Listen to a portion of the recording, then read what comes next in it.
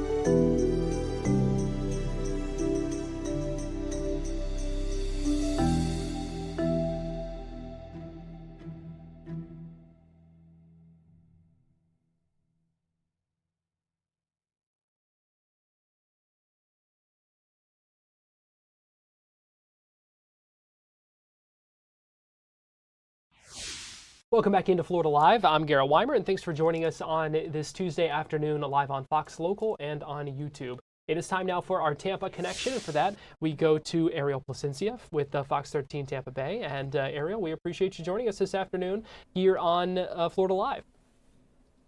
Absolutely. Thanks for having me, Garrett. All right, so let's jump right in here. It sounds like a big bust of some Latin Kings gang members in Hillsborough County. What do we know?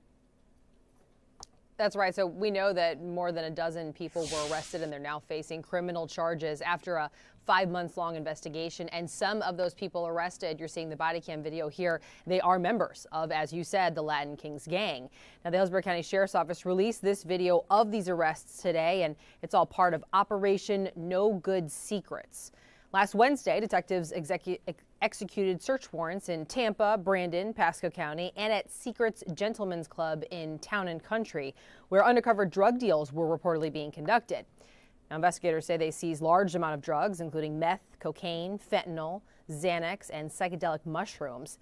They also recovered 5 guns, more than $14,000 in cash, a Latin Kings gang manifesto, and also a BMW SUV. Now, as for the suspects, deputies say they include 7 documented Latin Kings gang members, 4 Latin Kings gang associates, and 2 additional people with suspected ties to their criminal network. Now, the investigation, it is not over yet, with Sheriff Chad Cronister saying additional arrests and charges could be coming soon, so we'll keep you posted. Yeah, certainly a case to continue to watch closely there. Let's talk about this second story you have here, where an 11-year-old was attacked. Yeah, kind of a crazy headline there. And so this Hillsborough County resident says that he was taking matters into his own hands after eggs were reportedly thrown at his apartment. But the Hillsborough County Sheriff says he attacked an 11-year-old girl. Now, witnesses basically said that, they saw this man attacking this girl, but he said that someone had been throwing eggs at his apartment for a week, and he assumed that a girl walking nearby was responsible. The sheriff's office says cell phone video shows 43-year-old Marius Mutu holding the child down on Saturday in New Tampa. Now, witnesses added that Mutu reportedly chased the child, forced her to the ground, and then held her down until other adults intervened. He claimed he was trying to take a photo of the child's face so he could report her to management at the apartment complex. But the sheriff called Mutu's behavior, quote, reprehensible. Mutu now faces a felony false imprisonment charge along with 1 count of misdemeanor battery, and he has since bonded out of jail, Garrett. All right, certainly some disturbing allegations there, and the cell phone video as well. Now let's talk about grocery prices, because that's something I know a lot of us have complained about over the past few months, if not years. But some interesting numbers for the Bay Area. Yeah, that's right. I mean, if you've been to the grocery store recently, you have probably noticed food not that cheap right now. And here in the Bay Area, we're realizing that, we have some of the highest grocery prices in any region in the continental U.S. And that's according to data from the U.S. Bureau of Labor Statistics, which found that grocery prices went up 4.3% in our region when you look at March of last year compared to March of this year. Now, the only place to beat us, that was Honolulu, Hawaii, the only area that saw a larger increase at 5.3%. And we spoke with Carl Gould. He's the founder of 7 Stage Advisors. It's a company that works directly with a range of businesses. And Gould says there's a few reasons why prices are going up at a higher rate in the Tampa Bay area. And that could include a heavy reliance on trucking to bring food here into the Sunshine State. Now, to make matters worse, well, we're also learning that there's a nationwide truck driver shortage. And Gould says there's another issue when it comes to trucking and food. But then once it hits produce season, all of a sudden truckers don't want to take the non-perishables because they get 2 to 3 times the amount to truck perishables all around the country. Yeah, so we'll see what happens in the near term. But as for what's next, Gould says prices likely won't go down for at least another 6 months, especially with the uncertainty surrounding the tariffs. The recommendation, that's budgeting strategies. So look out for coupons and then, of course, sign up for any of those rewards programs wherever you can. Pretty eye-opening to see the only place that Tampa is behind is Honolulu, Hawaii, where prices are not cheap there. Right. All right. Well, story number 4 here, and an honorary deputy in Hillsborough County. Yeah, that's right. Dave Bautista, you might be familiar with him, right? The wrestler turned actor who calls Tampa home. Well, now he has another accomplishment to add to his resume. The Hillsborough County Sheriff's Office named him an honorary deputy. Bautista, who's best known for his time in WWE, along with such movie roles as Drax the Destroyer in the Marvel Universe, posted about this honor on social media, where he thanked the sheriff and WWE's global ambassador, Tampa resident Titus O'Neil, for setting this all up. And he also wrote, quote, "Tampa's held a special place in my heart ever since I've moved here 20 years ago. Always has, always will." Bautista also owns a tattoo studio near downtown Tampa called DC Society Inc., which he opened back in 2022, and just excited for him and this next accomplishment.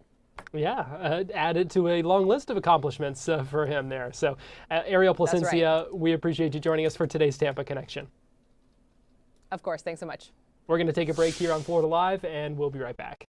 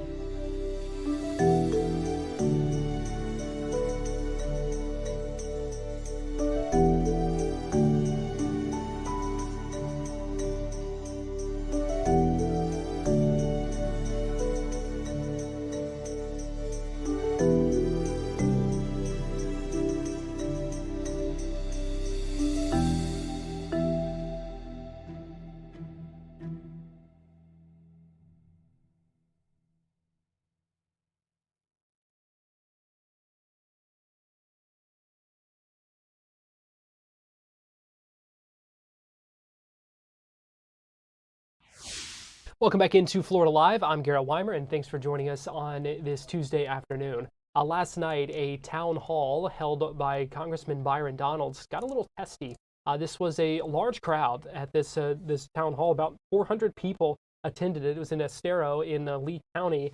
His first town hall in the new Congress, and his first since Trump endorsed him to be Florida's next governor. I want to play for you just a couple of minutes of the situation where he had some tense interactions with audience members during a response to a question about protecting Social Security and Medicare benefits. Number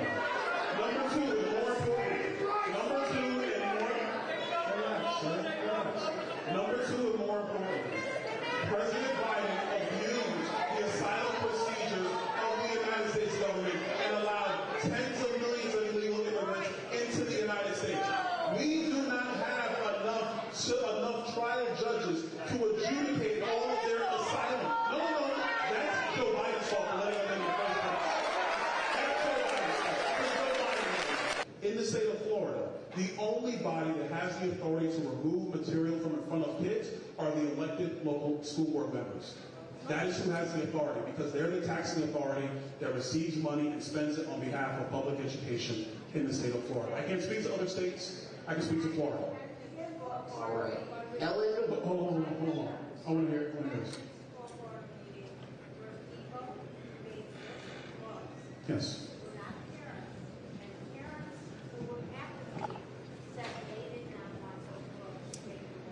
And man, that's why I said, again, I wrote the law. So it's the law in Florida today. It is parents or community members. So community members, and the reason why, and I'll tell you exactly why, the reason why the language is drafted that way, because I drafted it, is because community members, let's say in Southwest Florida, let's just be honest, the bulk of taxpayers in Southwest Florida do not have children in K-12 schools. We have a lot of retirees who pay taxes as well. So their money goes to fund instructional materials. So the way I drafted the bill was, if you're a parent and or a taxpayer, community member in that county, you have the authority to bring instructional materials. The final say was the local school board. We have a school board member in the room today. The local school board is the body that votes up or down on whether an instructional material can be in that classroom. I'm gonna say it. That's what democracy looks like. That's literally what democracy looks like. So just to give you a taste there of the town hall last night that the congressman held in Estero, and he was holding that as a member of Congress, not specifically as a gubernatorial candidate, but important to keep in mind that how the two are intertwined as well. Well, it is a Tuesday, and that means it's Playbook Tuesday here on Florida Live, where we speak with a reporter from Politico, Florida. And joining us live now via Zoom from the state capitol is Gary Fineout, Politico reporter. And Gary, always good talking with you. We appreciate you joining us this afternoon here on Florida Live. Yeah, thanks for having me. A lot going on as we enter the final countdown. Yeah, the final countdown, and the clock is ticking on those state budget talks. With just a few days left to go in the session, there's still a lot of work to do and some questions over whether everything can get done in those 60 days. Right. And under Florida law, there's a thing called a cooling off period.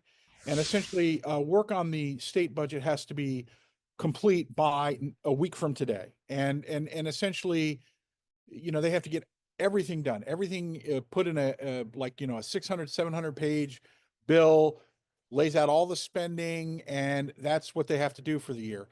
Well, in order to get that done, though, they've got to start, and they haven't even started yet. And the reason that they haven't started is there are behind closed doors discussions going on about how big is the budget going to be, how much taxes are going to be cut, how much is there available to spend.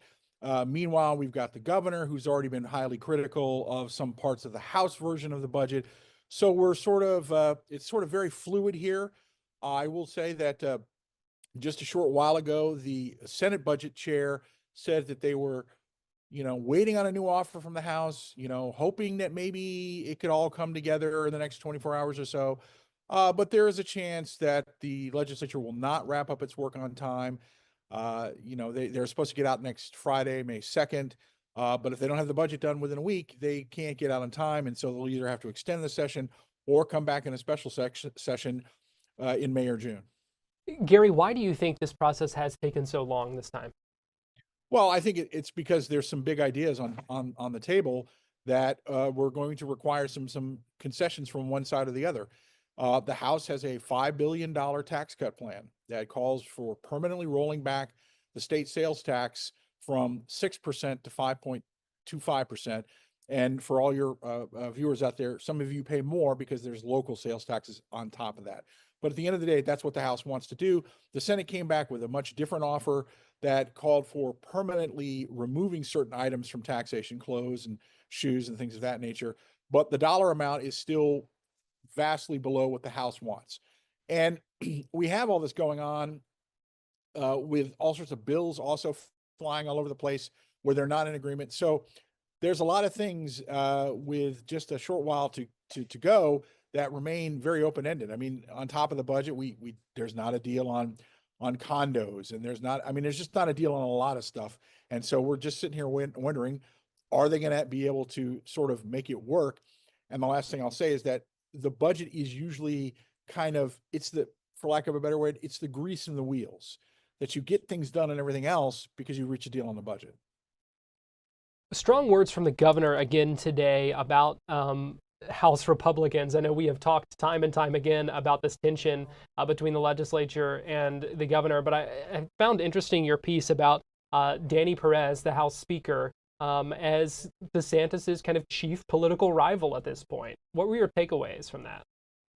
Well, I mean, it is clear that the House is antagonizing the governor, and he's made it, and he's returned, fire. I mean, he has gone after them day after day after day after day. I mean, he had a press conference today. He's had several. He had like one or two last week and the week before that, and he's been criticizing them all over the map. And all this has been going on, of course, while the House has sort of been investigating Hope Florida and the nonprofit foundation affiliated with Hope Florida. And you have House members who keep raising questions as to the legality of a settlement with a Medicaid vendor and how that money wound up with Hope Florida's foundation, and then how Hope Florida Foundation gave money to two groups that then wound up making significant contributions to oppose Amendment 3, the amendment that would have legalized marijuana if it passed. So you have all this kind of going on. And it is clear that there is, at this point in time, there's not a lot of love between the Republican speaker and the Republican governor. And you have everybody taking aim at each other, and you have people who are supportive of DeSantis going after Perez, but you have Perez and people in the House pushing back against that. And then while we have all this happening, we have like appointees of the governor who are not getting confirmed by the Senate. So it's just been it's been quite a frenzied time up here of late. We heard this afternoon, in fact, just moments ago, maybe 20 minutes ago or so, the Attorney General, James Othmeyer, at a news conference in Tampa, was asked about Hope Florida, said that he was not involved with arranging the payment, talked about cooperating to provide the records that the House has asked of him. There is another committee meeting, on Thursday? That will continue to look on this. So more on Hope Florida to come this week.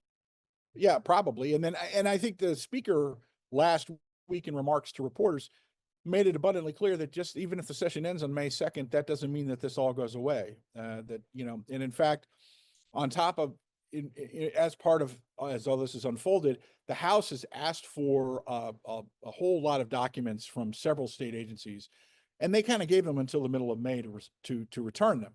So, as I pointed out in that piece that I did on Speaker Perez, he basically said, I'm here for the next 18 months. And so, I don't know how much longer this is going to play out, but it looks like it's not ending right away. All right, a lot going on in the halls of the Capitol there. Last thing I'll ask you here, Gary, and that's just what are you keeping your eye on? What should we keep our eye on as things move forward? Well, I think the main thing to see is, can they bring the session in for a landing? And, there's all sorts of buzz and speculation and trepidation about, would DeSantis, if he doesn't get what he wants in a multiple of arenas, would he call them back? Will he veto the budget? Will this continue to just sort of drag out? I would say that, we don't often in Florida have this threat of a shutdown, but, they have to have a new budget in place by the end of June. And so it's late April, so there's time to put one together. But that's what we have to see. Are they going to be able to bring this all together? And how is DeSantis going to respond, especially after they've, have not gone along with his agenda, have not gone along with his budget recommendations, and have rejected several of his appointees. All right, interesting stuff to see. Gary Fineout, Politico reporter. We appreciate you joining us live from the Florida Capitol this afternoon here on Florida Live. All right, thank you so much. All right, good talking with you. We're going to take a break, and we'll be right back.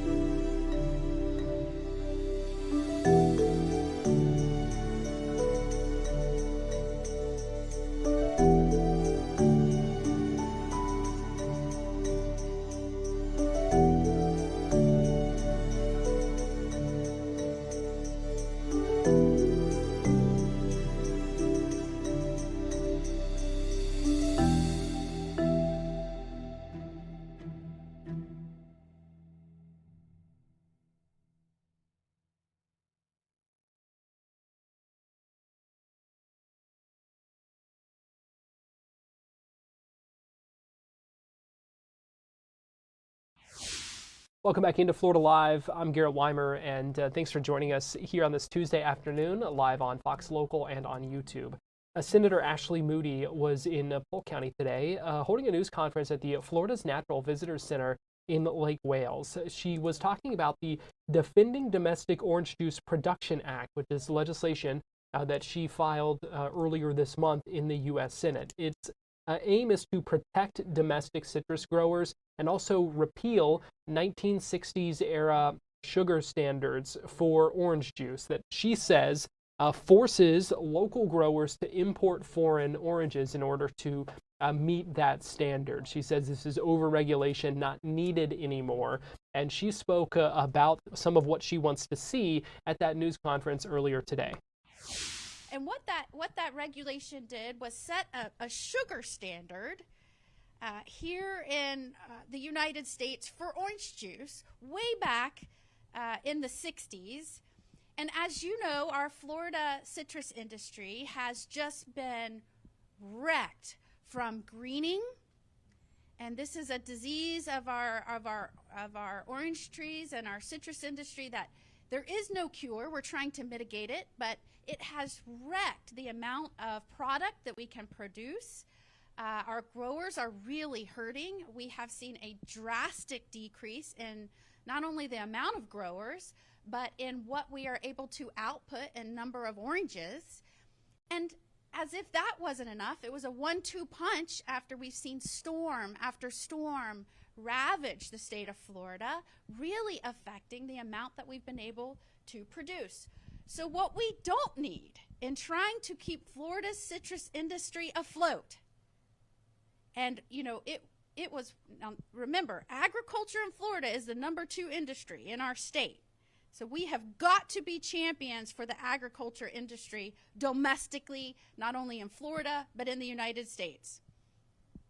As if greening wasn't enough and the storms weren't enough, our growers are now forced to fight our own federal agencies and regulations that make absolutely no sense. And it was set a long time ago, and our growers are saying, look, if we can change that by about 5%, we're good. Otherwise, in order to meet that standard, which makes no sense, not in quality, not in taste, doesn't change anything about orange juice or oranges, we have to import from other countries oranges into the United States to meet this standard. Again, a standard that absolutely serves no purpose, is just out there on the books, that these guys trying to follow the law like the good people that they are having to try and meet. And so we've got to change this. And this is what I've been saying, and one of the reasons I actually like serving in Congress.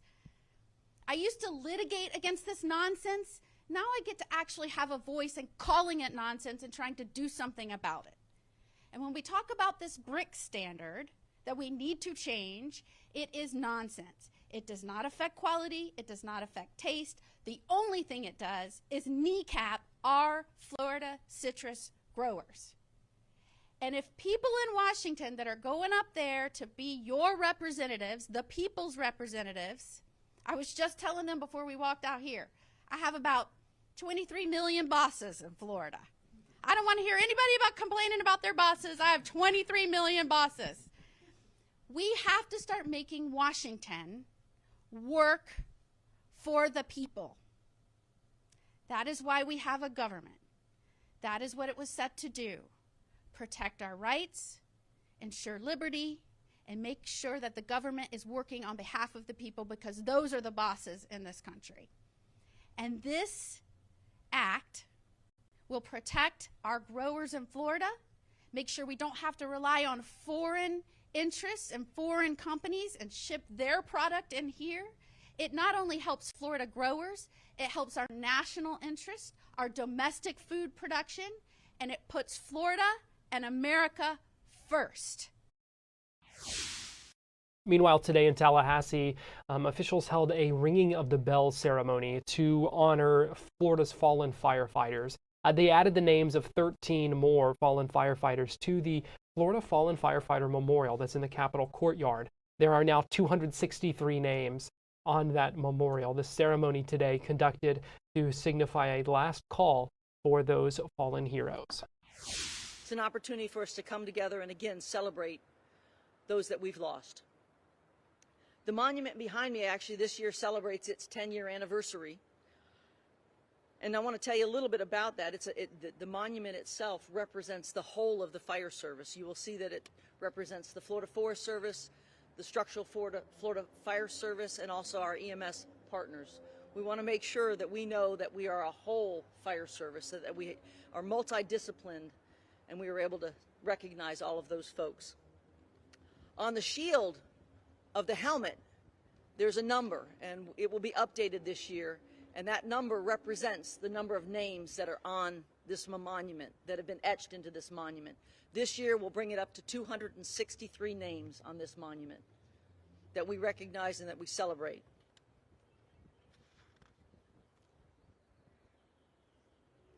So today, we gather to honor the memory of our departed brothers and sisters who responded to their last alarm. With this tradition today, we honor those who have given so much and who have served with dedication, compassion, and dignity. As firefighters, we enter this profession fully aware of the risks we will face. The dangers come in many forms: the physical hazards on scene, long-term exposure to disease, the devastating reality of cancer, and the often unseen wounds of post-traumatic stress.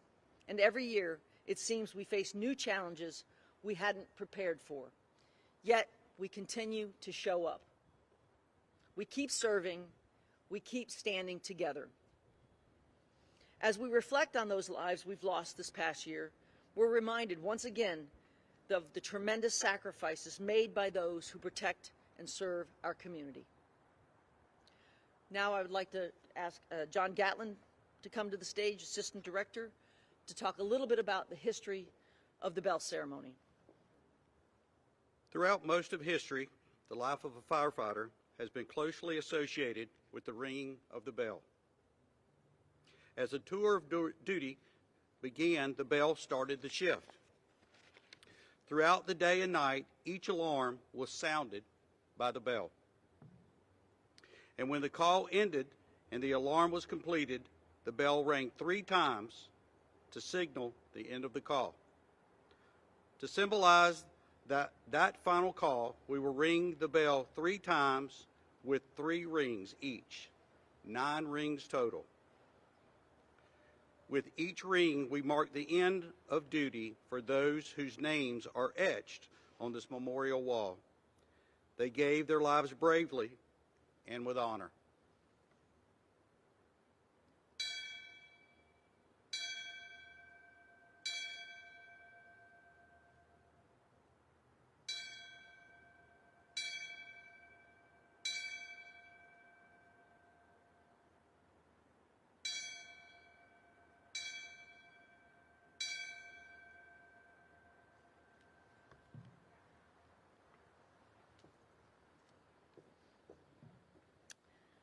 Today we recognize and remember the following 13 firefighters whose names have been added to this sacred memorial.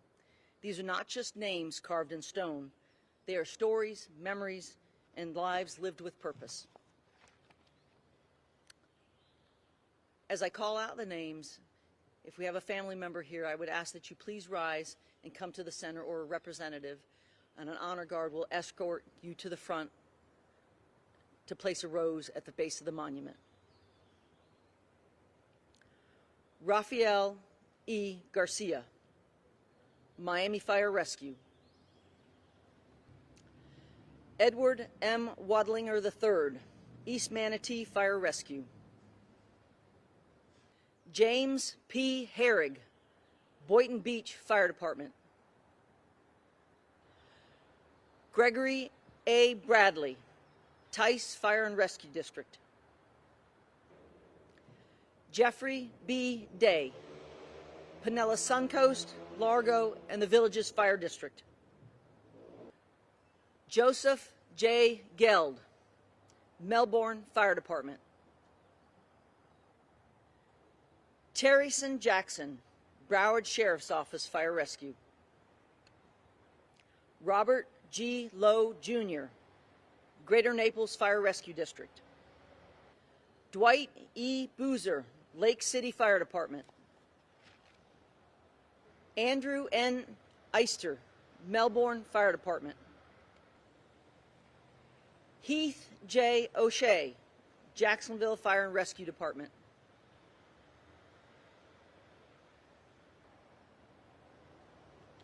Gregory J. Trammell, Tice Fire and Rescue Department. Charles N. Westfall, Marion County Fire Rescue. With the ringing of the bell, this marks their last call, their tasks complete, and their duties well done.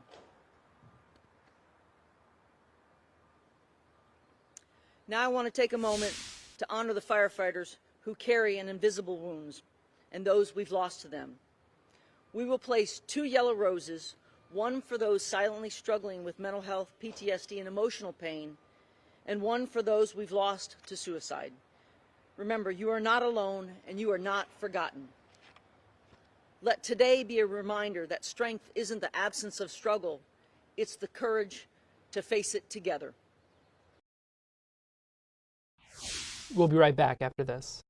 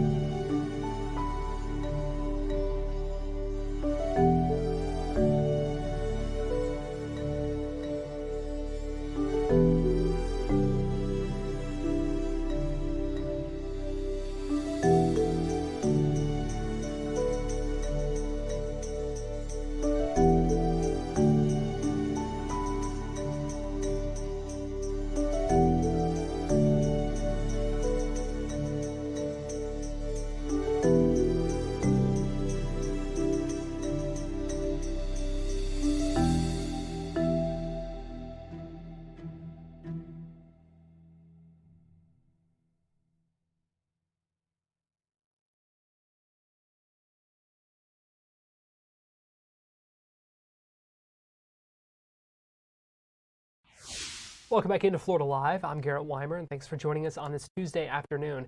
The NFL draft kicks off on Thursday, and so all this week here on Florida Live, we are taking you through the different Florida teams and different Florida players to preview what to expect in the NFL draft. So yesterday we looked at the Jacksonville Jaguars, what they need, what they need to address in this upcoming draft. Well, today we are looking at the Miami Dolphins, who have the 13th overall pick.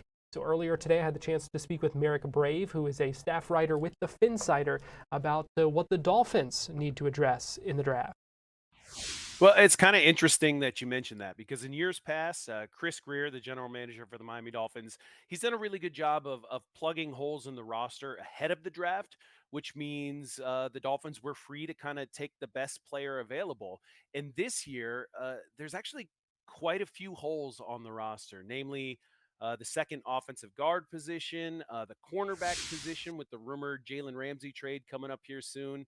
And then you have other positions like defensive tackle, where you have Zach Sealer on the roster, Benito Jones on the roster, and then kind of not a whole lot behind those two guys. So ironically enough, it kind of, with as many holes as the the Dolphins have created for themselves, it kind of leaves you in the same position where not a lot of other teams are going to be able to predict where you want to go in this draft. So if I were a betting man, my money would be on a defensive lineman, a cornerback, or an offensive guard, and they could really go any which way regarding those three positions. But we'll see what happens when the draft actually kicks off on Thursday night and the Dolphins have the number 13 overall pick. Yeah, always interesting to see. You never know. As much as we try to predict, you never know what exactly is going to happen. But if you had to put your money on it, who do you see as maybe some potential names for that first round selection? Sure. I think there's a couple cornerbacks that the Dolphins kind of have their eyes on right now. One would be Will Johnson from Michigan. I know there's been some talk this week about a potential knee issue that could cause him to slide. Injuries aside, he's probably a top 5 player in this draft right now. So if the Dolphins were able to get him at number 13 because he's a dented can, so to speak, due to those injuries, I still think that'd be a home run selection for Chris Greer and company. Another cornerback, Jahdae Barron out of Texas. He's got a little bit of position versatility. He can play outside. He can play inside on the nickel. He could even play safety if you ask him to. So I think those two guys at the cornerback slot are a couple guys you need to keep your eyes on. I think a defensive lineman, you're looking at maybe a Kenneth Grant, big monster of a man on the interior defensive line. He played at Michigan during his college career, helped them win a national championship a couple years back. So he would be a home run selection at 13, in my opinion, as well. And then you got to look at a couple offensive linemen. Kelvin Banks out of Texas. He played left tackle for them, but a lot of people think he has offensive guard positional flexibility. And then Gray Zabel, kind of an underrated guy. A lot of people have him kind of ranked in the late 20s, but by most people's estimation, he would be a home run pick as an offensive guard for the Miami Dolphins if he were to go at pick number 13 as well. What do you want to see from the Dolphins in this draft to kind of give an indication that this team is ready to take that next step forward? Well, I think us as Dolphins fans, we want to see a lot out of this draft. We want to see this team plug these holes, get a competent roster on both sides of the ball, and finally win a playoff game for the first time in a quarter century. And I think the way you do that is by picking the best player available. Sometimes that matches up with areas of need, and sometimes it doesn't. But the Dolphins have 10 picks in this draft. That's quite a lot of draft capital. So they have a lot of swings at the bat to get some impact players, some impact starters on this roster, and they're going to need to do that. They're going to need to hit on these picks if they're going to compete for a division title this year, or at the very least a playoff spot, and like I said, hopefully win a playoff game for the first time in roughly 25 years.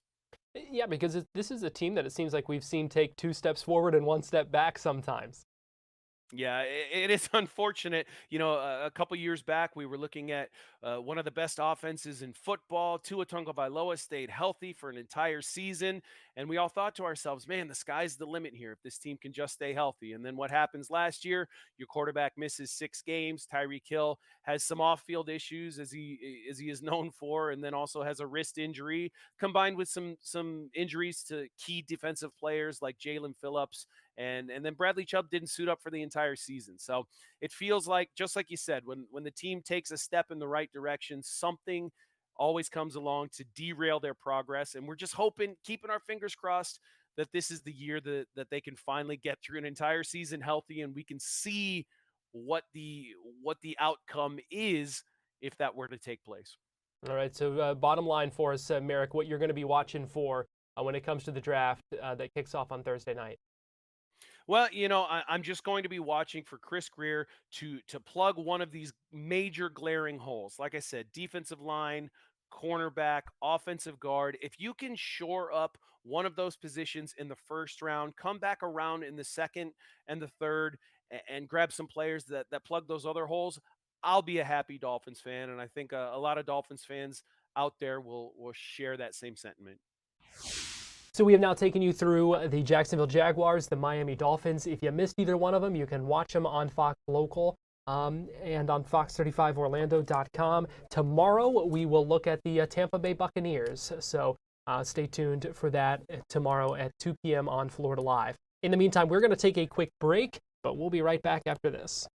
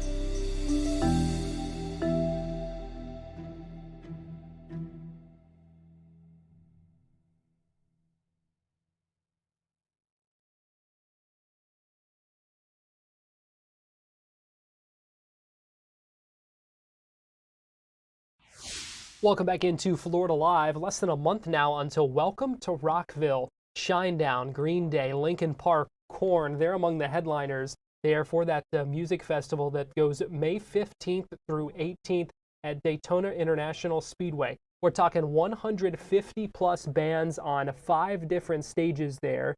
Last year, more than 200,000 people attended. And when I spoke earlier today with Jamie McCurry, who's the general manager of Danny Wimmer Presents that puts on this festival, she said they expect even more this year.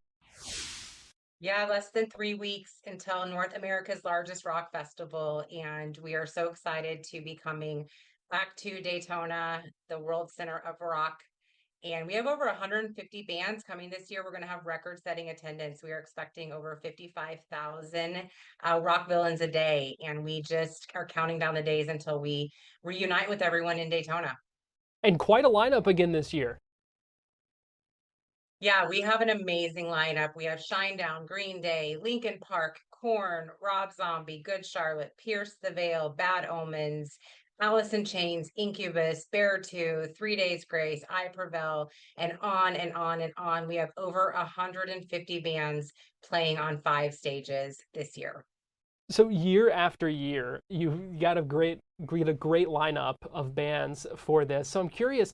I would imagine that once bands play this, the word spreads about just how cool of a festival this is, and I would imagine bands want to be a part of it. Absolutely. I mean, our talent team does an amazing job of curating this lineup year over year and giving the fans a lot of diversity in the rock genre. But yeah, I mean, it is North America's biggest rock festival. So we definitely have rock bands who this is their must play of the year. They want to play this festival. They bring their A game and, the best performance to these fans because it doesn't get much bigger than this in the United States. So tickets are on sale. There are still tickets available, as I understand it. Yes, we have single day. You can buy a 4-day pass, and we have general admission or VIP. But definitely encourage you to get them now. Prices will go up the week of the show, and we will start selling out of some of those VIP soon. So definitely go to welcometorockville.com now to get your passes to be a part of the biggest Welcome to Rockville in history. What's the benefit of those VIP passes? Yes, the VIP just gets you access into a couple of different areas. You get a dedicated entry zone. There's a couple of VIP lounges where you have, elevated restrooms, shade. We have shade everywhere, free water everywhere for all. But the VIP just gets you into a couple of lounges with some highlighted amenities.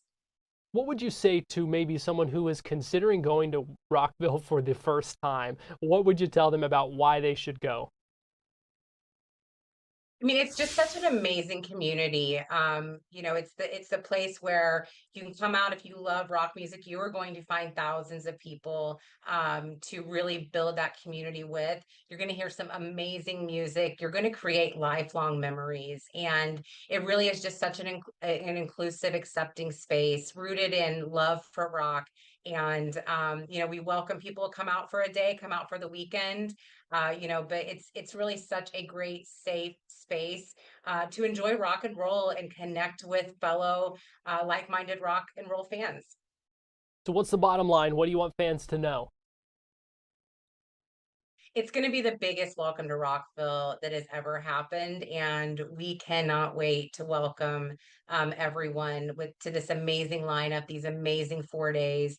The campground party really starts it on Wednesday night, and then we rock for 4 days straight. And we cannot wait to see everyone at Daytona International Speedway. So come on out, even if you can only come out for a day. Come out, join the party with us, and see what makes Welcome to Rockville North America's biggest rock festival. Welcome to Rockville, May 15th, 16th, 17th, and 18th. That's just a few weeks away now. And as you heard Jamie say, tickets are still available. Get all that information on welcometorockville.com. Well, that's going to do it for us here on Florida Live. We appreciate you joining us this afternoon. We'll see you right back here tomorrow at 2 with more Florida Live. Have a great afternoon.